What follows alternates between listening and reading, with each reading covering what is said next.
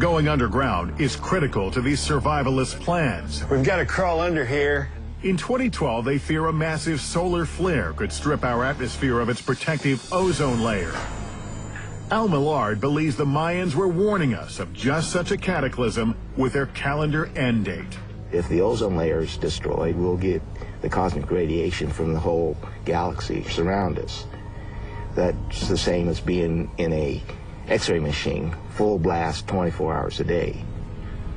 Not a whole lot will survive.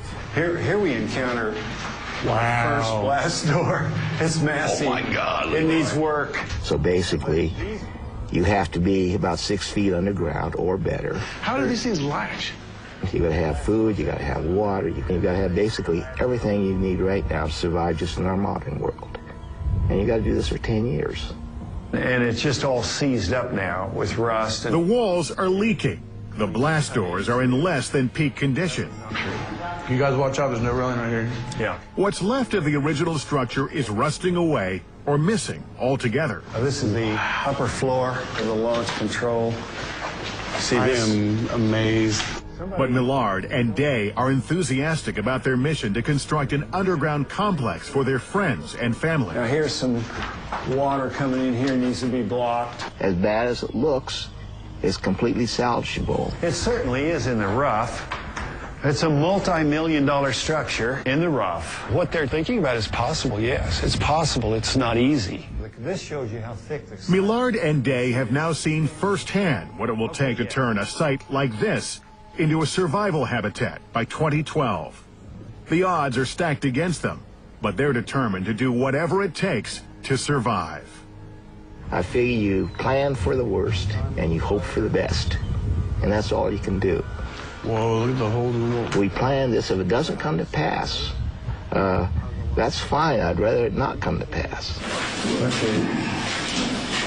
But if it does, at least a few of us will be able to survive and start civilization up again. Every day people tell me, what if you're wasting your time, and what if 2012 doesn't happen? My question to them is, what if something does happen? What if we don't do nothing about it? And what if humanity dies out like the dinosaurs? What if?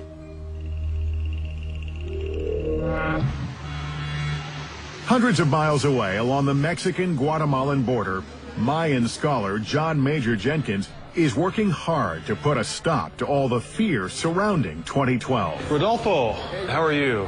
He's heard from some locals about an ancient carved monument, which he believes will help answer once and for all what the Mayans intended with their calendar. We understand there are some carved boulders in the mountains near Azapa. Ahead, Jenkins travels back in time. Will he find what he's looking for?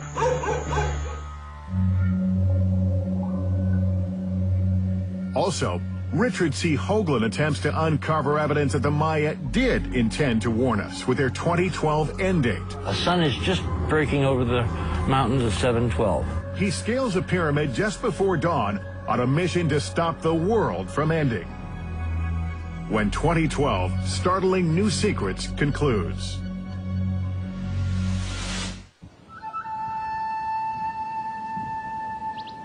It's just before sunrise in Mexico. Richard C. Hoagland is preparing to gather the final piece of evidence he says will show the Earth is on a collision course with disaster around 2012. He says something called torsion field physics is the cause of the problems, and that the ancient Maya understood this. If we're right, the physics should take dramatic jumps. There should be wild excursions of frequency, with this complex sitting at 19.5 degrees. Hoagland is scaling Teotihuacan's Pyramid of the Sun just before dawn to record data. Dawn is a special time because that's when the physics is most pronounced and easily measurable. We climb that pyramid from the base to the top, stopping at various places, measuring, recording, and storing information from this little accutron sensor, a little tuning fork, vibrating back and forth at 360 hertz. And what we found is everything went almost off scale. The sun is just breaking over the mountains of 712. The vibrations of the tuning fork increased from 360 to over 390. 30 hertz, 30 cycles per second. Nothing in Newton, nothing in Einstein, nothing in any of the relativity theories can account for this behavior. Not everyone agrees with Hoagland's conclusions or his methodology. If you want to claim Newton and Einstein were wrong, you have to show us in the equations where that would happen, and then go test it with really good equipment. But for Hoagland, the data he collected today is confirmation that torsion field physics is real and poses a danger to humanity in 2012 unless action is taken. This set of readings is so incredibly positive and hopeful because it says that you can literally manipulate space-time to make whatever you want to happen ultimately happen. According to Hoagland, the next step is to invent technology to control torsion fields. And he says there's only one way for something of that magnitude to happen. Governments of the world must join forces before time runs out. If it's properly pursued, it liberates the human race. All 6 billion people deserve this information.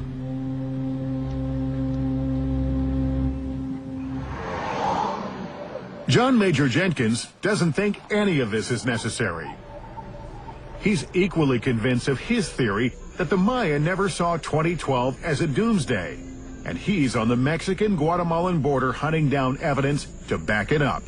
It's been a challenge to track down leads, but his perseverance pays off. Here it is. This is what we've been looking for. Wow. All right. Jenkins says he's able to decipher pictographs, which could date back 2,000 years. Man, I am just blown away. This is really incredible. I mean, what we have here is we're making out this incredible scene here. I'm just astounded and amazed that we got here, we found it, and we were actually able to figure out what's going on in all these squiggles on the rock boulder. He believes the 2012 prophecy is unfolding before him. I see a leg here, and I see a leg here, and I see a body of some kind. These may be arms. Jenkins discovers a human figure, positioned as if it's giving birth. Sort of a birthing posture. Just to the right, he deciphers a sacrifice scene. And this is a whole figure here, this is a whole figure. Together, these images, according to Jenkins, illustrate the end of one cycle and the beginning of the next. This is the classic image of deity sacrifice with the hatchet chopping off the head. It's probably an illustration of the hero twin creation myth. Here's the head with the eye socket and the mouth. This monument is a critical piece of the puzzle that proves the ancient Maya thought about 2012 as not a doomsday, but a transformation and a renewal, the end of one world age and the beginning of a new one. Jenkins firmly believes he has discovered the evidence he was searching for, making him even more certain the Maya never intended the end of their calendar to mean the end of our world. Despite his confidence, others remain convinced the Mayan calendar is, in fact, a warning, one we can't afford to ignore.